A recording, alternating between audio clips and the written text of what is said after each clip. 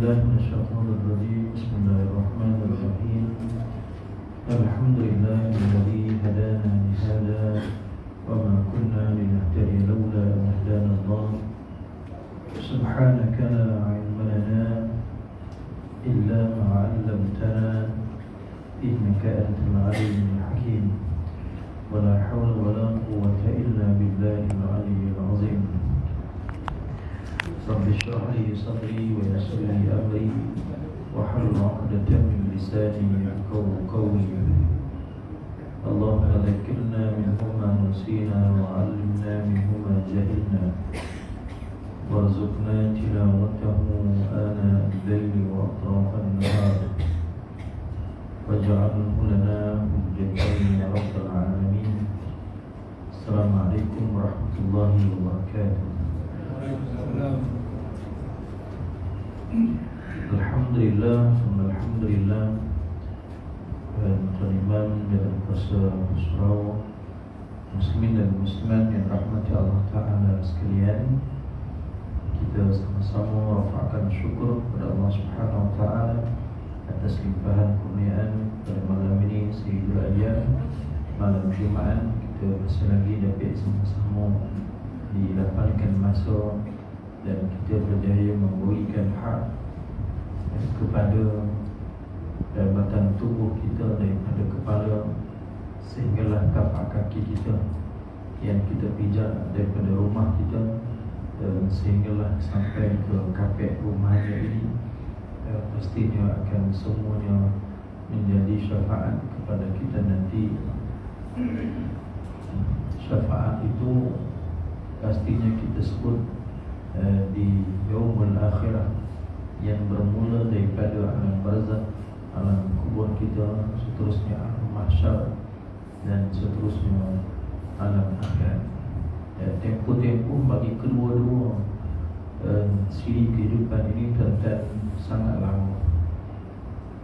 Kita hidup kayak Jamaliah ni, Taman Sirumbau sekarang ni paling hantar pun 78 tahun kan. Cikgu Bari 75 kan. Haji dulu baru 7 boleh 71 kan. Bila lama tak sejobo juga kan. Jadi tentang kehidupan di alam barzakh selama 40,000 tahun duduk dalam kubur saja. Duduk dalam kubur, nampak dalam kubur, maksudnya alam barzakh. Arwah, roh-roh kita ini akan hidup di sana 40 hari. 40 hari kali dengan 1000, jadi 40,000 tahun. Bangkit di mahsyar berapa tahun? 50,000 tahun ya, 50,000 tahun. Sekarang ni 70 tahun kau sudah lama dah. Lama sangat dah, kan sudah puih dah hidup kan. Dia kan sudah boring dah hidup ni, malai dah hidup kan. Belum lagi belum. Dah okey jawab dah. Punya comel. Baik tuan-tuan sekalian, sambungan kitab kita Al-Halal wal-Haram Islam. Dan tajuk kecilnya adalah halal dan haram dalam perkahwinan dan kehidupan keluarga. Yakni topiknya apa yang diboleh diperlihatkan dari perhiasan wanita dan apa yang tidak boleh. Ini untuk pandangan sebagai ilmu kepada kita para suami, para bapa yang mempunyai isteri dan anak-anak perempuan. Bismillahirrahmanirrahim. Qala musannif rahimahullah ta'ala wa nafa'na bi ulumihi fid darain amin ya rabbal alamin. Demikian kata Profesor Dr. Yusuf Al-Qaradawi dalam kitabnya ini, perkara yang berkaitan dengan menahan pandangan serta yang diperintahkan kepada kita oleh kedua-dua ayat yang kita bacakan pada sesi subuh yang lepas kepada kaum lelaki dan perempuan. Adapun dalil ataupun perintah Allah yang khusus untuk wanita adalah dalam suratul Nur ayat 31. Allah Ta'ala menyebutkan وَلَا يُبْدِينَ زِينَتَهُنَّ إِلَّا مَا ظَهَرَ مِنْهَا. Janganlah kamu memperlihatkan perhiasan tubuh kamu kecuali yang zahir daripadanya sahaja. Jadi kalau orang perempuan hari ini dia bertanya, dia baca Quran, dia tak jumpa pun ayat yang memerintahkan dia supaya tutup aurat, tutup kepala, kan, pakai labuh, pakai tutup habis. Dia cari tak jumpa. Bukan dia cari, dia tak cari sebenarnya. Baca pun tidak, ya, sombong dia lebih dengan Allah Ta'ala. Dia rasa dengan dia membuka aurat itu untuk tatapan umum, tatapan di media sosial, jadi sial, di TikTok dan sebagainya. Bila kita yang mengaji ini mengetahui tentang hukum hakam, bila kita tahu, maka mereka akan berhenti. Mereka akan berhujah, ini hak kami, dan kami nak buka sana, nak tutup sana, ikut suka ambo lah. Ambo punya, dia punya, dia kata. Kau nak haji, duk minta saya wasal. Dia buka aurat itu di hadapan kita. Kita pun tertengok, kan? Tertengok. An-nadharil fuja'ati faqala Nabi sallallahu alaihi wasallam islif basarka. Bila melihat kali pertama tu, joki lah, joki. Tapi jangan lama. Dia tahu kali pertama tu joki, dia pun tengok, dia tonong-tonongnya, kan? Saya tengok sekali juga Ustaz, tapi itulah 10 minit sekali, tak berkali-kali. Itu cenekik lah, kan? Tak boleh. Sekali tu terlintas je, terus dia begitu. Lintasan mata kita sekali pandangan saja, bukan tu, wah, kekal itu. Kan pusing nanti kan, nak tengok lagi dulu dah tak boleh. Nanti tengok sajalah, joki dia dah. Joki ni kalau lebih lagi banyak dia kata. Tak payah pakai hujah tu. Nabi kata istri basarka, palingkan pandanganmu daripadanya. Maka ayat ini khas untuk para isteri, para ibu, para anak-anak perempuan. Yubdina zinatahunna, hendaklah jangan kamu memperlihatkan perhiasan tubuh. Sekali lagi, perhiasan ini bukan hanya maksudnya kepada apa nama, golang, ngomeh, rantai itu saja, ya. Boleh sudah.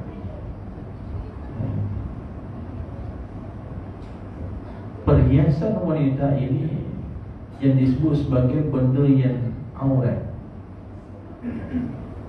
Tubuh wanita itu adalah perhiasan. Cantiknya wanita sebab apa? Sebab daripada kepala dia, rambut dia itu perhiasan. Allah hias wanita ini cantik, kan? Disebabkan cantik itu, wala yubdi, Allah kata jangan kamu tunjuk benda tu. Saya tunjuk golang ya Ustaz. Dia pakai baju tapi dia nampaklah rantainya. Akhirnya dia faham, okey, rantai itu saya tak bagi tak nampak. Jadi sekarang bukan cerita rantai itu saja, cerita aurat keseluruhan wanita itu. Perhiasan wanita itu ialah segala yang menampakkannya cantik dan menarik, tertarik dan debum. Sama ada perhiasan ciptaannya secara asal, seperti apa? Seperti wajah, rambut, bentuk tubuh dia yang menarik. Jadi itu rangkuman zinatun, zinatahunna. Jadi orang perempuan kena menghargai kurnian Allah yang begitu mahal kepada orang perempuan. Bila mahal, dia kena bungkus elok, kan? Dia tak bungkus pun tuan-tuan, dia tak boleh main plastik sampah ke plastik ni, kan?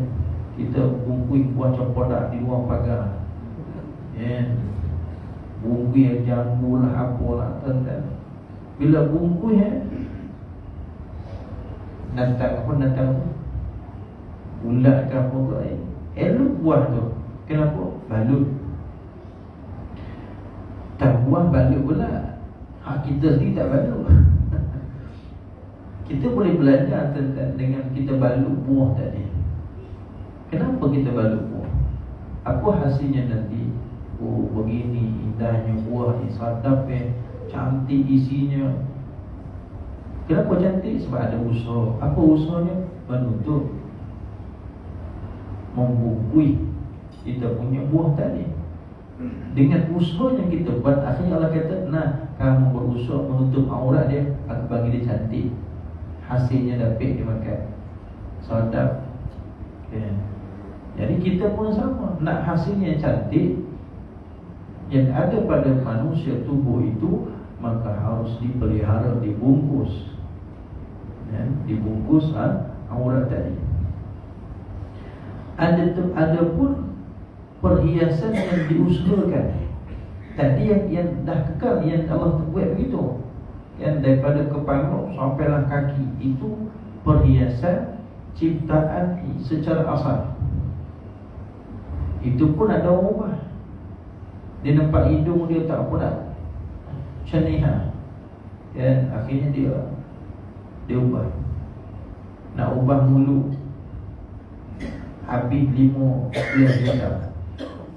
Wadah hidung sikit 10 juta. Wadah sini sikit 30 juta. Banyak juta tuan-tuan habis. Nak mengubah ciptaan Allah itu memang haram lah, kan? Mengubah ciptaan ni jangan domain tak cantik lah saya, ya. Bila buat macam ni rupa barulah seksi, kan? Dia nak seksi, ya. Ya rahmatullah. Usaha, ada pun perhiasan yang diusulkan yang sendiri ialah seperti pakaian dia, barang komeh dia, alat soleh dia dan sebagainya. Ini yang kita buat. Hari ni orang berhias dengan perkara ini. Dimulakan dengan di make up, nak pergi kenduri, nak pergi sekolah, nak pergi surau. Pergi surau make up ke belum? Halo? Ada tak? Tak. Balik rumah kan? Tak juga. Di malam sunat ni kita berhias lah. Dan malam Jumaat, malam sunat, malam lain, malam wajib. Jadi kena balik sekarang, kena berhias. Nak berbodak ke, nak bergincu ke, balik sekarang lah. Suami tengok tu lagi, apa ni? Ustaz suruh tadi itu, oh, hajah buat, hajah buat. Hajah buat, haji lagi di kota, ngetek sama-sama. Ui, apa ni lagi? Nanti dia balik rumah dia kan, lain macam namanya.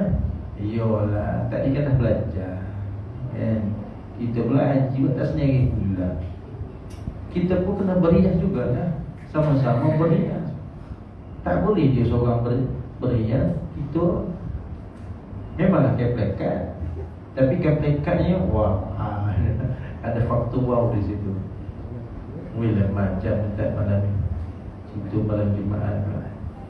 Tak kita zina tahu perhiasan tadi.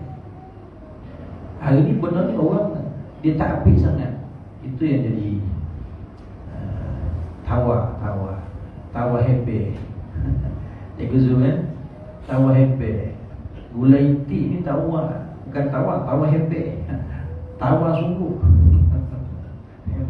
Gua masai.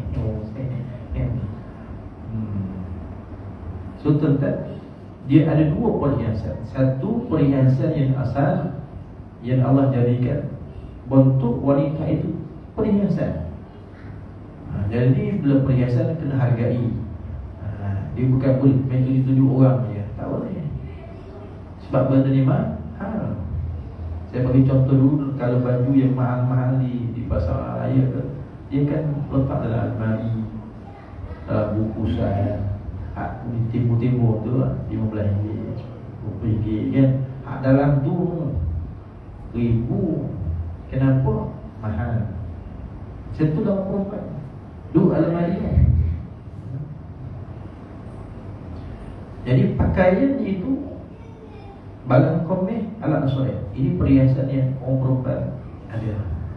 Salah ke tak salah? Nanti kita bahas lagi. Dalam ayat ini Allah Ta'ala memerintahkan kaum wanita menyembunyikan perhiasan dirinya, menyembunyikan kecantikannya.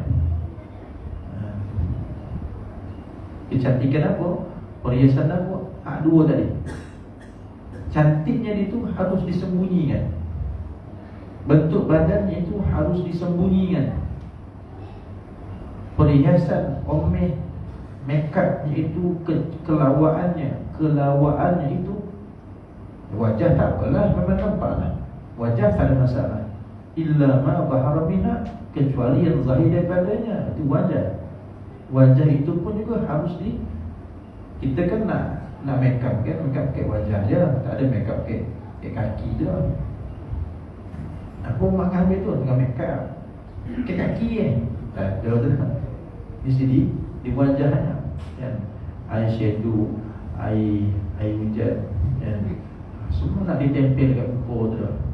Kita tengok pun siapa dia, tengok macam pengantin kan, pengantin sampai kita pok dia tak kena anak kita. Kau ni siapa dia? Kita duduk pakai sebelah dia. Contoh lah ya. Kadang-kadang saya pun segan juga. Kita perasan ayah ni agak malu. Kenapa duduk sebelah pengantin? Anak dia sendiri. Disebabkan anak dia make upnya, orang akan nampak tu macam Haji. Haji pun segan lah. Yang tahu lah. Kita segan lah. Jadi tak perlu make up sangat. Sekadar hias biasa lah. Ini kita bukan halang rezeki ma'andum ke tidak kan? Tapi jangan melampau guna, jangan berlebih-lebihan dalam perkara yang tidak kekal. Yang cantiknya yang asal itu Habis tak boleh kekal, boleh. Dan itu fitrah orang perempuan nak cantik, boleh. Tapi jangan sampai melampau.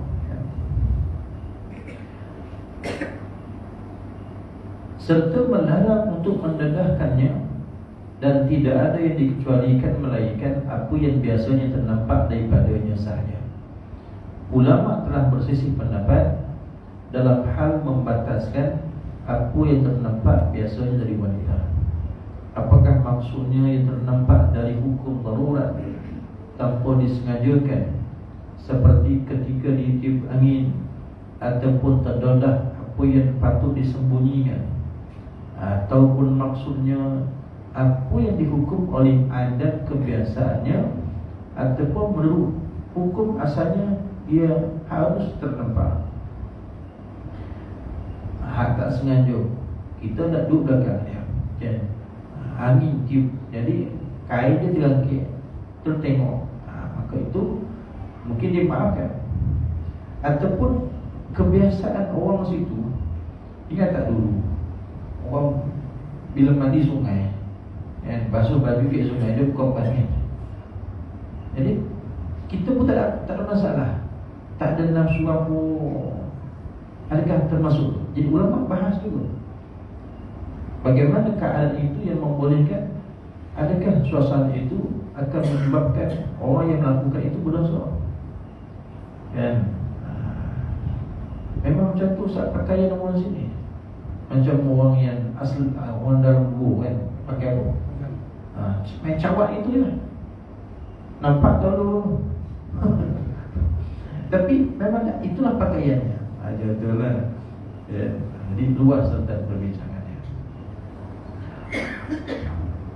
Apa yang dinukilkan oleh kebanyakan ulama salaf menguatkan pendapat yang kedua itu. Ternyata dari bicara Ibnu Abbas dikata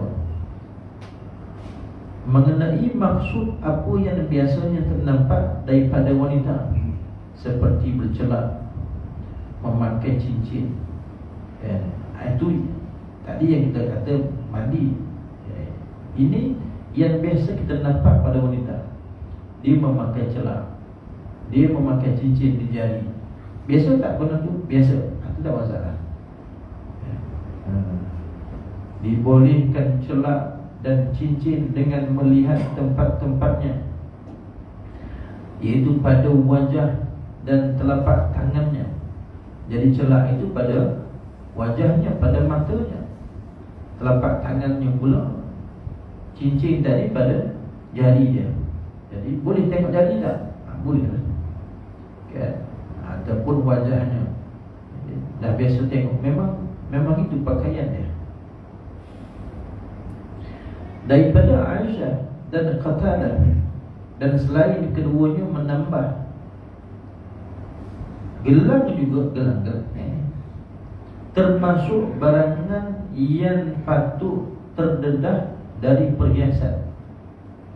Kalau begitu tempatnya dari sebahagian lengan turut terkecuali dari perhiasan yang dilarang untuk mendedahkannya.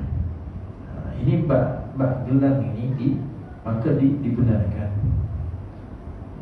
Yang maklum pakai kan, kadang-kadang nampak kan, nampak kalau mangai bosannya tipah kau punya gelang di sama-sama dia orang.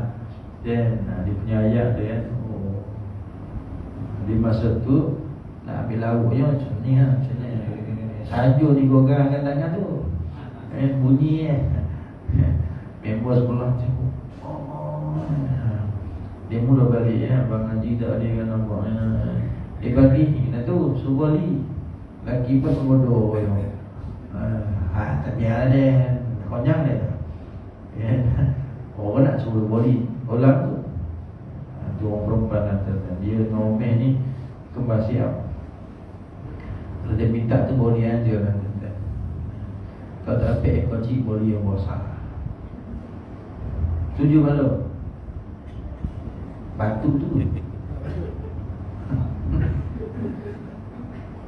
Kemudian ada khilaf dari hal pembatasan kadarnya,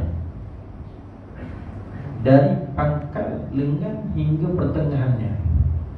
Pangkalnya niat hingga pertengahan sikit je.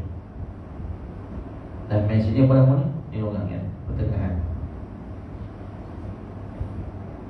Di samping ada kelonggaran ini, ada golongan salaf yang menyempitkan perkara contoh Abdullah bin Mas'ud dan An-Nakhai. Mereka tafsir ayat ni, apa yang biasanya boleh nampak dari perhiasan diri wanita itu dengan pakaian ataupun selendang dia yang tak dapat, tidak mesti nampak dari perhiasannya, tak dapat disembunyikan lagi. Jadi batasan nampak ni di pergelangan tangan. Apa yang disebutkan oleh Ibnu Mas'ud, yakni apa yang biasanya boleh nampak dari perhiasan diri wanita ialah terbatas kepada wajah, kedua tapak tangan sahaja. Dan apa yang seumpama yang biasa ternampak dari perhiasan dirinya yang masuk di akal tanpa berlebih-lebihan dan tanpa menunjuk-nunjuk, umpama celak, umpama cincin di jari dan juga gelang di tangan tadi.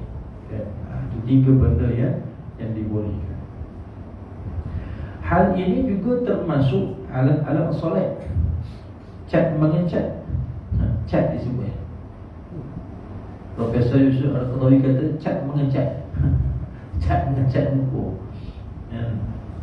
eyeshadow tu kan, yang biasanya dipakai oleh kaum wanita pada zaman kita pada hari ini di kedua belah pipi dia, kan, supaya nampak cat merah. Cat merah tu guna apa tak?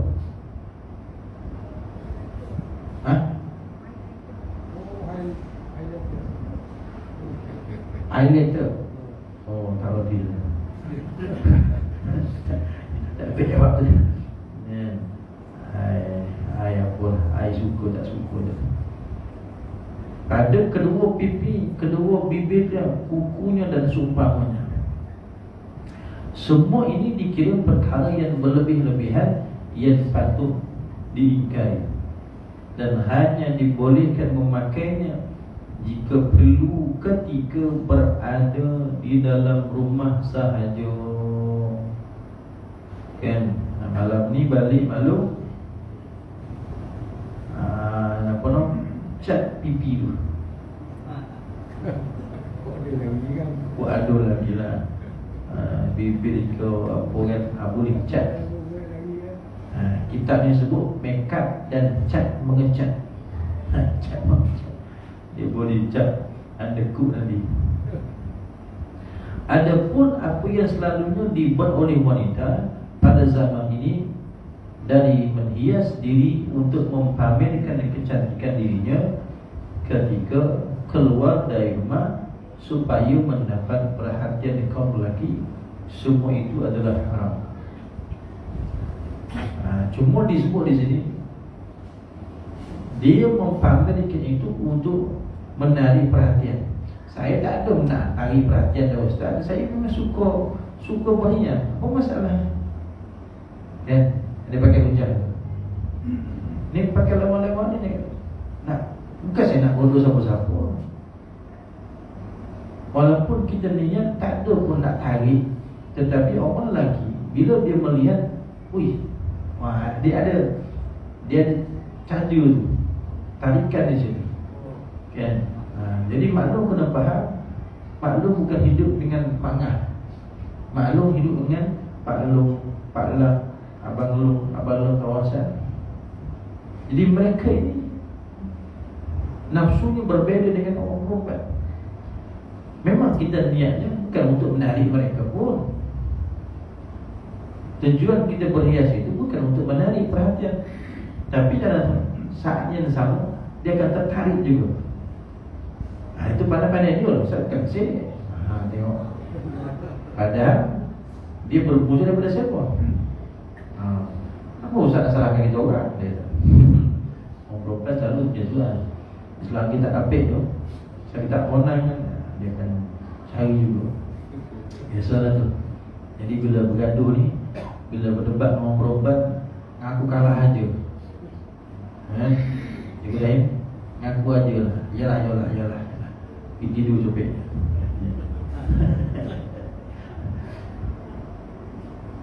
Kau lawannya memang bergaduh lah. Gaduh mulut. Minta maaf lah maklum kan. Orang perempuan dia memang orang baik, mulut dia banyak. Kalau dia mulut sikit, dia bukan perempuan, laki. Laki memang mulut dia satu je. Otot. Itu pula laki otot orang lah. Abang otot je kan. Lakut dan balik nanti kan. Kan naik peruyuk ni. Jadi kita bukan mengalah. Dia tu tak salah. Kita mengalah sajalah. Orang lelaki begitulah. Bukan nak kata orang perempuan begini. Memang itu fitrah dia. Ya. Orang perempuan disuka kepada perhiasan. Memang Allah dah sebut pasangan wanita ni perhiasan. Satu lagi pasangan wanita ni shopping. Kan? Jadi orang lelaki kau jodoh cari duit, bawa yang isteri pergi shopping. Kau dia bongeng kan, bawa duit pergi shopping. Itu bed. Kerja tuan-tuan cari duit. Selagi hidup ni cari duit, boi. Dia duit ada Ustaz, itu duit dia.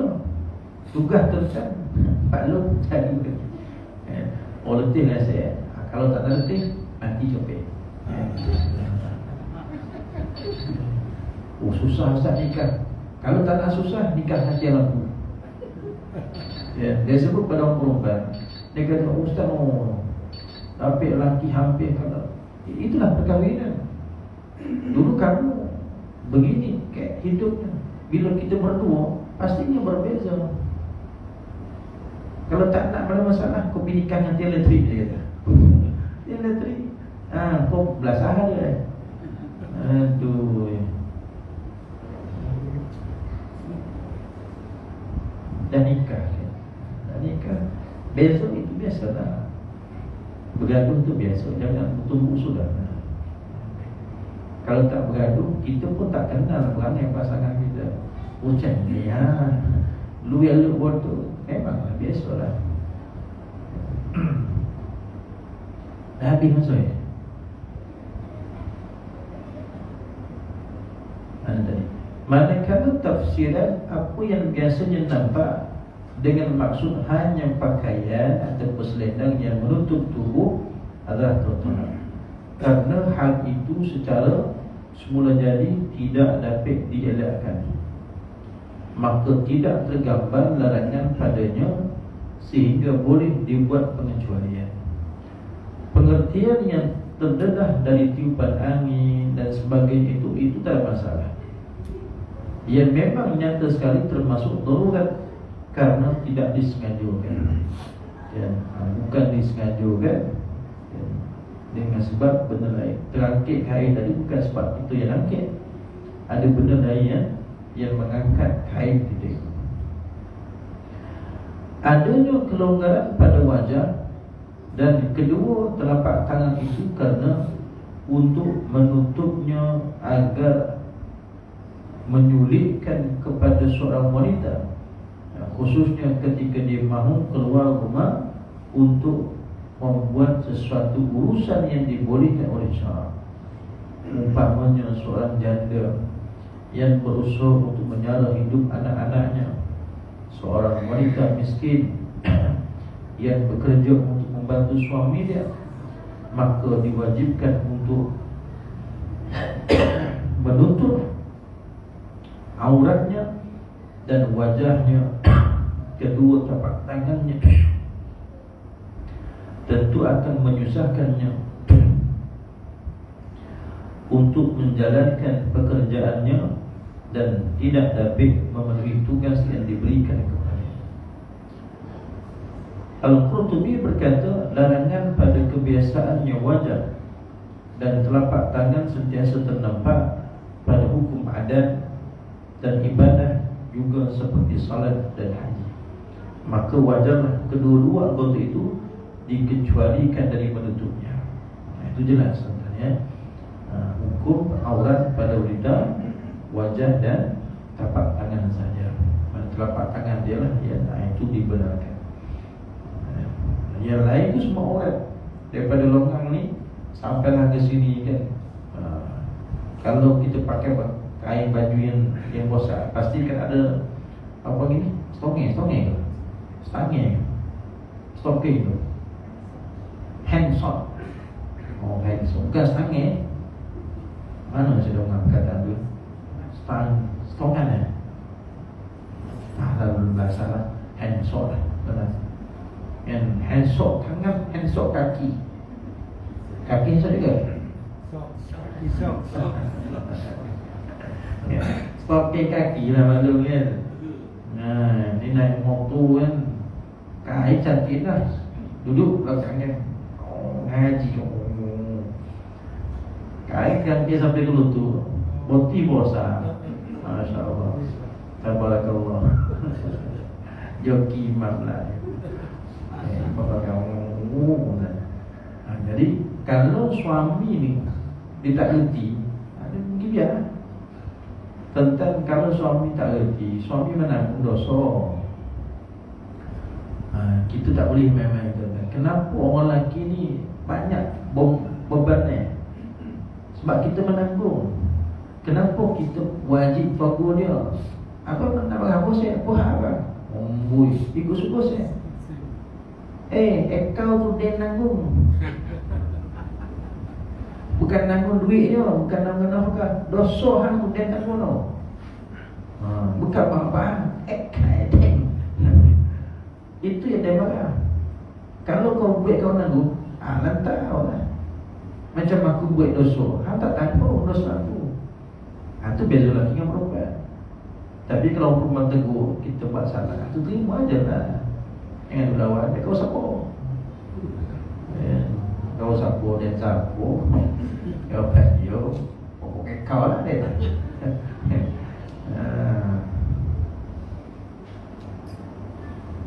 Kemudian firman Allah Ta'ala, Allah kata kepada kita orang lelaki, katakanlah kepada lelaki yang beriman supaya mereka menahan absar basaruka, menahan pandangan mereka. Ini menunjukkan bahawa wajah perempuan tidak tertutup. Seandainya seorang wanita ketika itu tertutup ke semua anggota tubuhnya, tentu tidak perlu diingatkan untuk menahan pandangan. Allah sebut, wahai lelaki, tahan pandangan. Kenapa tahan? Sebab ada benda yang terbuka untuk dilihat.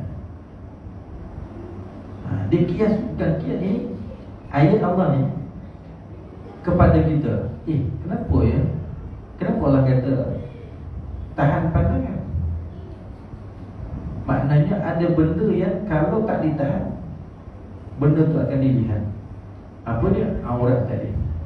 Sebab tu orang perempuan kena tutup. Sebab apa? Ada pandangan yang akan melihat. Allah dah kata Jangan tengok, jaga pandangan. Itu kepada orang lelaki. Kepada orang perempuan Allah kata tutup. Kepada orang lelaki jangan tengok, dan tundukkan pandangan. So dua-dua. Walau bagaimanapun keadaannya, lebih sempurna bagi kaum wanita berusaha dengan bersungguh-sungguh untuk menyembunyikan semua perhiasan dirinya, termasuklah juga wajahnya jika perlu. Kalau dah cantik warna nak pakai produk silakan. Cantik warna ni pun dia akan jadi fitnah. Contoh dia datang subuh siapa datang subuh? Wanita yang cantik. Contoh siapa? Ikut. Apa nama lu? Hello, Pak. Lagi. Cipta dia sebut. Ada dia cipti. Datang ke surau kita, kalau dia tak tutup tentulah dia macam kita. Kita pun tunggu dengan Assalamualaikum Haji. Dia satu kan dah salam dah. Kita yang di sini memang akan tumpu kat dia. Biasa tengok TV kan, dia tengok secara mata dia habislah kuliah kita. Kan? Jadi orang begitu dia kena tutup. Mana dia pergi untuk selamatkan diri dia, hukum tadi pada diri dia, hukum pada orang lelaki yang melihat dia. Tutuplah. Dah lama sangat, dah hebat sangat, tinggi sangat, orang nilai wajah dia begitu cantiknya. Cantik macam siapa? Orang balik macam dia lah. Orang macam tu nak tutup lah. Kalau tidak, apa kata apa sini bawah ni. Atau pada setengah tempat karena kebencanaan telah wujud hari ini. Jika seorang wanita itu rupawan, cukup menarik minat kaum lelaki supaya tidak berlaku fitnah dan perbuatan keji ke atasnya, maka Allah kata wal yadribna bihumurihinna ala juyubihinna, hendaklah mereka menutup belahan leher bajunya dengan tudung kepala mereka. Ini dalil kepada pakai tudung mesti sampai tutup dada. Ini dalilnya. Orang buat perempuan kata tak ada pun tutup kepala, aurat. Hampir kan. Ialah baca Quran bukan tak pernah, dia tak jumpa. Ini surah An-Nur ayat 31. Wa liyadribna bi khumurihinna 'ala juyubihinna. Allah kata hendak kamu tutup belahan leher, daripada si leher sampai ke dada. Dengan apa? Dengan tudung kepala. Juyubihinna, dengan tudung kepala. Maknanya apa? Telekung lah. Kain tudung tadi tu, tudung bawah siakap 3 rasa, siakap sting tu, kan tutup sampai mana? Juyubihinna. Kan jelas tu. Boleh tak tu? Lap. Perkataan khumur, kata majmuk daripada khimar, yakni tutup kepala, yang biasa dikenali sebagai tudung.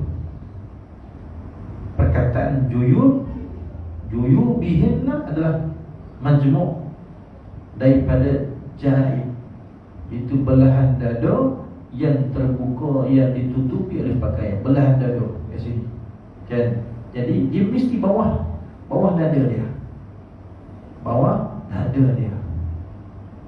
So kita para suami tuan-tuan semak balik malam ni, tanya rumah kita, kau punya tudung tu atas dada ke bawah dada? Lah, apa tak perasan aku? Dalam malam ni baru belajar kan. Tak apa, hak lepas tu halal. So malam ni maklum, esok pergi cari tudung lain. Tudung labuh sikit lah. Bukan sikit, tudung apa puasaan tu bagi? 45 ke 55 bidang 45 muka kecil 55 tu yang tudung puasa. Hari ni sebenarnya boleh yang sarung untuk ikat yang pusing ni baru petronas. Tapi pastikan bawah ni tutup lah, bawah dada dengan dada.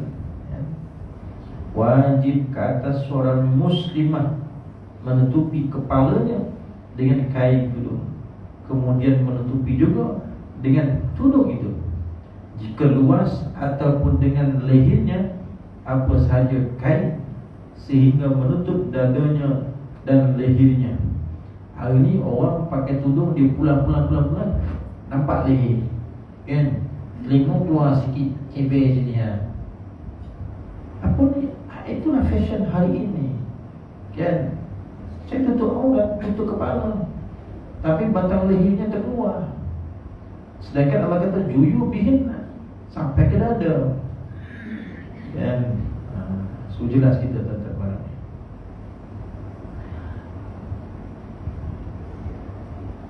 Sehingga menutupi dadanya dan lehernya, sampai tidak ada satu pun dari kecantikan anggota ini terdedah untuk dinikmati oleh pandangan orang yang lalu lalang. Allah kata dalam surah yang sama, disambung lagi, wala yubdina zinatahunna illa libulatihinna aw abaihim. Disambung lagi, Allah kata apa? Dan janganlah mereka memperlihatkan perhiasan tubuh mereka melainkan kepada suami mereka ataupun bapa mereka, yakni yang mahram. Mahram tak apa, suami. Memang itulah dia. Petunjuk ini menguatkan larangan kaum wanita daripada mendodahkan perhiasan dirinya yang mesti disembunyikan, seperti perhiasan telinga kan, anting-anting ni subang, rambut, tengkuk, dada, botih, pohok, itu dia mana tu, botih kan, iaitu yang bukan mahram, yang mana terdahulu dari ini sudah dibenarkan mereka berada di hadapan lelaki-lelaki itu. Ada orang tanya Syekh Mutawalli Sya'rawi, dia katanya, kenapa kita tak boleh bersalam dengan wanita Islam? Dia kata boleh, patutnya boleh lah salam, halo, salam, kenapa tak boleh bersalam?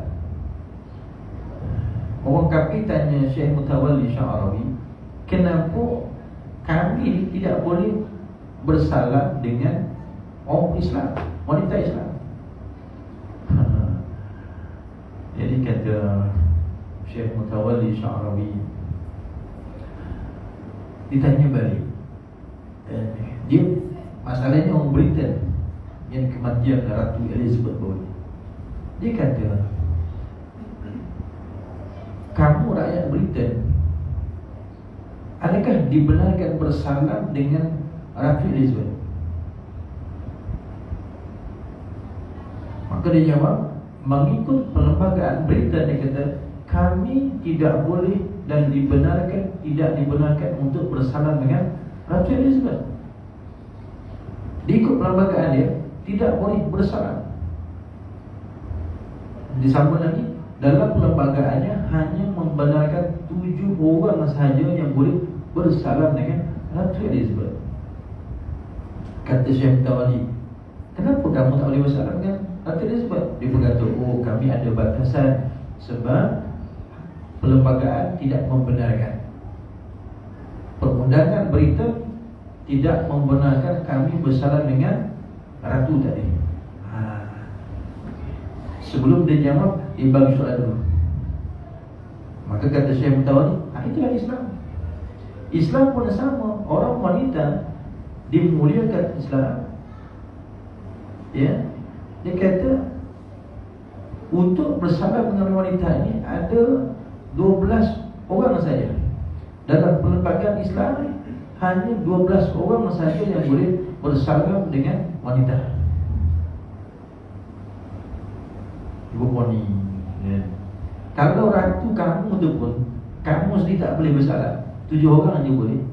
Itu perlembagaan dia. Kami perlembagaan Islam, Quran, wanita boleh bersalam, tapi 12 orang aja. Naik sikit. Kami ni orang Islam, wanita itu boleh bersalam dengan 12 orang. Siapa dia? Dia boleh bersalam dengan ayah dia, kan?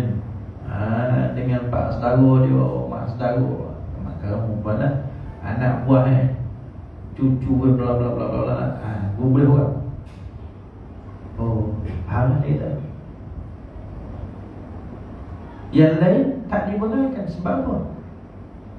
Kalau ratu kamu tu tak membenarkan dia bersama dengan rakyat biasa, so ini lain, jauh. Patutnya kamu boleh bersama dengan raja, kan? Raja salam juga kan? Tak boleh bersama 7 orang saja. So Islam ada 12 orang. Hal lain tak boleh. Sebab apa? Tak dibenarkan. Dan wallahu a'lam bissawab.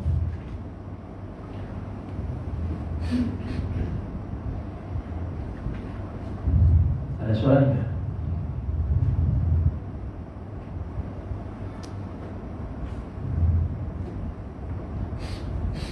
Sallallahu